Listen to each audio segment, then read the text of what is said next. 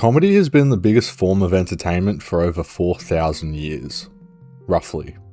We all know of comedians, funny movies, TV shows, and even radio. I guess that would be podcasts now, which there's only a handful of actual comedy podcasts out there that are actually funny. But if we go back in time a little bit, all the way back to 1900 BC, ancient Mesopotamia, with the Sumerians and the Babylonians. Here we can find the oldest joke ever written down. Specifically in Sumeria, which is now known as Iraq, a clay tablet was found with this joke. Something which has never occurred since time immemorial. A young woman did not fart on her husband's lap. It's a fart joke. The oldest known joke in the world is a fart joke. The joke seems very unusual to us in these modern days, and it is. The first bar joke was also Sumerian, from 1700 BC. I don't know how they know the dates. It's like carbon dating or something. And this one was also found on a clay tablet in the same area. The joke goes, a dog having entered an inn did not see anything. Shall I open this? Now this joke is even more weird than the first one, and I'll be honest, I don't completely get it. But the humor of these two jokes probably related to the Sumerian way of life, something that we don't fully understand and has been lost to time. I got one more joke before we move on to the next era, and it's the oldest yo mama joke. Once again, the joke was found on a clay tablet, but this time it was from the Babylonians. And it's more of a riddle than a joke, but it goes like this. Of your mother is by the one who has intercourse with her. What, who is it? And that's it. Historians call this the oldest yo mama joke, which I don't understand why they call it that. It's more of a riddle without an answer. I will mention here, if you are an avid historian and I get some of the dates wrong, sorry. Let's not focus on the dates too hard, as it was more difficult than you'd think to try and line up the history of comedy. So, from ancient Mesopotamia, we move on to ancient Egypt, 3000 BC to 30 BC. And yeah, I know the oldest joke is from 1900 BC, and these guys are older than that. I don't know. But this is what I mean by don't focus on the dates too hard, because even I got a bit confused. But the Egyptians were absolute jokesters. Their culture involved a variety of humor, with satire and storytelling, so quite a big variety. They also had a fair few written jokes. Well, I mean drawn. They like to draw stuff on walls of tombs and stuff, as we all know. The Egyptians also had what we used to think was the oldest joke, which goes, how do you entertain a bored pharaoh? You sail a boatload of young women dressed only in fishnets down the Nile and urge the pharaoh to go catch a fish. I'm sure that was a knee slapper back in its day, but I prefer the joke. Where do Egyptian alcoholics end up? In denial. Okay, so moving from ancient Egypt, we go on to ancient Greece, 500 BC. Ancient Greece introduced theatre, which we are going to talk a lot about theatre. Yeah, I'm not any happier about it than you are. But for the history of comedy, it's important, unfortunately. Mainly in Athens, theatre introduced a number of different plays involving political satire, absurdist humour, slapstick comedy, sexual innuendo, and fourth wall breaking. There are three distinct eras of Greek comedy: old comedy, middle comedy, and new comedy. But for the most part, we're going to focus on all three as a whole, otherwise it gets really confusing. Some of the most famous comedic plays from this era are Lysistra, This Word, written by Aristophane, The Frogs, written by Aristophane, and also The Clouds, written again by Aristophane. This guy was a part of the Old Greek comedy era and mainly used political satire and absurdist humour in his plays, and is regarded as the father of comedy. Other playwrights of this time, Cratinus.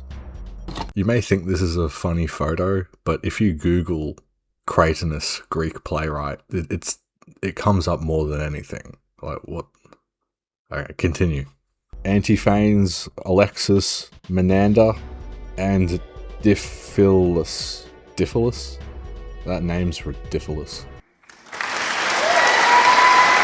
Are also comedic playwrights in ancient Greece, but along with comedy, there was also tragedy. I'm not even going to try and pronounce these two words. These two guys, however their names are pronounced, were big proponents of tragic plays. And this is where we get those tragedy and comedy masks from. I don't know, I thought that was interesting. Ancient Greece also had a lot of that mythology stuff going on, which leads me to another joke for you. What do you call a Greek cow? A mythical creature. Alright, so from ancient Greece, we move on to ancient Rome.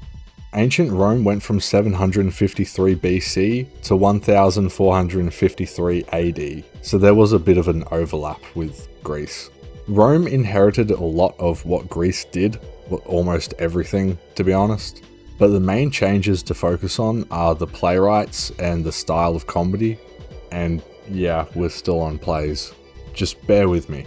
These Romans enjoyed slapstick, sexual innuendo, and practical jokes. And I'm very sick of talking about plays for now. We have to come back to it soon, but that section is much more interesting. So, long story short for the Romans, they liked comedy, they were very similar to the Greeks, and the Roman Empire fell due to a few reasons: government corruption, an overstretched military, and barbarian invasions. Anyway, why was the Roman Empire so noisy? Because everyone kept Roman around. Alright, why don't Roman ghosts scare people? Because they have no spirit. Alright, fuck this. From ancient Rome, we travel to the medieval times. Okay, so theatre during this time was still a thing, but we aren't talking about that. We're going to talk about the truly funny people, jesters. These guys were the real jokesters. They had a thing called the jester's privilege, which meant they could make fun of royalty and nobility without the fear of being executed. Many jesters during this period were actually highly educated, and often criticised flaws in the monarch's decisions in a humorous way. They also entertained royalty and guests with a variety of different acts, along with entertaining troops whenever there was a war going on, travelling with armies just to boost morale. Medieval times were great, but now we must move along to the Renaissance era, and back to theatre. For a specific reason, we're going to be talking about the William Shakespeare. But the first thing to mention about the Renaissance era is they did revolutionise theatre, kind of. They blended comedy with tragedy. So yeah, now Shakespeare. Apart from things like the theory that he didn't write his own plays, and perhaps it was someone else, and all of his signatures are extremely different, with different handwriting and spelling, his weird curse that's written at his grave, which basically says if you move him, you'll be cursed, and the fact that his head is missing from his body in his grave, which probably means someone got cursed. But whoever Shakespeare was, they pioneered comedy during this time. He enjoyed wordplay, chaotic romantic comedies, and using misunderstandings between characters, which led to increasingly ridiculous situations. Nobody really knows what he looks like either. All the paintings of him are slightly different, but the one consistency is he has facial hair. Alright, this joke is called The Abbot of Septimo, and it's a joke from the Renaissance era, and it goes like this. A very fat abbot was travelling towards Florence one evening and nervously asked a peasant, "Do you think I shall be able to enter the gates?" The peasant looked at the abbot's size and replied, "To be sure you will. A cartload of hay gets through, why should not you?" You see, it's a fat joke. If a large wagon can get through a gate, then surely this fat dude can as well. It's a very complex joke, to be honest, if you really think about it. One source of quote-unquote humour that I have skipped over is clowns. Clowns have been around since ancient Egypt in different types of forms, and I guess jesters would count as a type of clown, so yeah, whatever. But I avoided talking about them purely out of disrespect to them. I don't like them, not in a scary way, but more of a, like, are your parents proud of what you do kind of way? But all of this, from Mesopotamia to Greece, Rome, medieval times, and the Renaissance, we finally reach the modern era. Yeah, boy. Starting with silent films. Purely physical comedy. No noise. Silent. You sit down? Buster Keaton and Charlie Chaplin are the most notable from this time. Charlie Chaplin, known for his signature look with the mustache that Hitler eventually stole and his cane and hat, he pioneered slapstick and pantomime within the silent film era. And Buster Keaton kind of did the same thing, but Keaton had a different trick up his sleeve, doing extremely dangerous stunts purely for the visual gag. Back in these days, there were literally no safety rules. These silent films happened from around 1900 to 1920, and then sound was invented. Movies can now have audible dialogue, with wordplay, puns, and sometimes musical comedy. From the 1930s to 1950s, comedy on the radio became very popular, as it provided a source of entertainment during the Great Depression. And from the 1950s to the 1970s, comedy on the television became massively popular, with sitcoms, sketches, and variety shows that were all the rage back then. Righty-o. So now we're in the 70s. There was Monty Python, The Goodies, MASH, The Brady Bunch, cartoons like Tom and Jerry and Looney Tunes. Saturday Night Live can go fuck itself. We're not talking about that. There was still radio stuff, but I don't know of any shows back then and I really don't care. But all of this leads us to the final form of comedy that we will be discussing. Stand-up comedy. Before we get into stand-up comedy, I've got another joke. What's better than winning a gold medal at the Paralympics? Being able to walk. And yeah, the jokes will be getting a bit more offensive, just a heads up.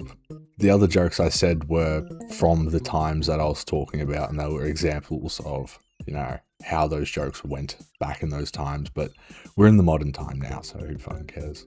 Two of the best stand-up comedians who turned stand-up into what it is today are Richard Pryor and George Carlin. Richard Pryor brought raw personal storytelling and boundary-pushing observational comedy into the mainstream. George Carlin also had very good observational comedy, but he coupled it with anti-establishment social satire, and also his famous 7 dirty word routine. Moving up from the 70s to nowadays, there have been hundreds of comedians, most with their own unique styles like the legendary Norm Macdonald. 9/11 Airlines. What a terrible name for an airline. It reminds me of that tragedy. With his deadpan delivery, subverting expectations, and his long, drawn-out jokes he would tell on talk shows because he had nothing else to say. There are so many different styles of comedy now, and so many comedians. And in our current time, comedy is, for the most part, played pretty safe, which is understandable to an extent. There's a thing called tastefulness, a time and place for certain jokes and gags to be said. And if you're a human with a brain alive right now watching this, I'm sure you get how comedy is today. And everyone who went to the Riyadh Comedy Festival can go fuck themselves, those hypocritical cunts. It would also be wrong not to mention memes. There's no need to explain what these beautiful things are. But with all of that, I'm going to stop the video here, mainly because I have no idea where to go with this topic anymore. Obviously, there's a lot more historical stuff I could have talked about and a lot of different cultures and all that, but I think we get the point. The idea of comedy has been around for a long time. So, thank you for watching. Make sure to subscribe. That would be very cool. I'll tell some more jokes and I'll convince you to subscribe. I've got a couple more jokes. Turns out my friend is a disgusting person. He was caught sniffing his grandmother's panties while she was still wearing them. It made the funeral very awkward. What do you call a Roman with epilepsy? Julius Caesar. I saw a Mexican guy and a black guy in a car, but guess who was driving? The police officer. Alright, I get it. Video's over now. Video is over now. Bye. I did just want to mention, I mean no harm by any of the jokes said in this video, and sorry if anything I said did actually offend anyone. That wasn't my goal at all. So, yeah. Have a good day. Yeah, I think I might have one.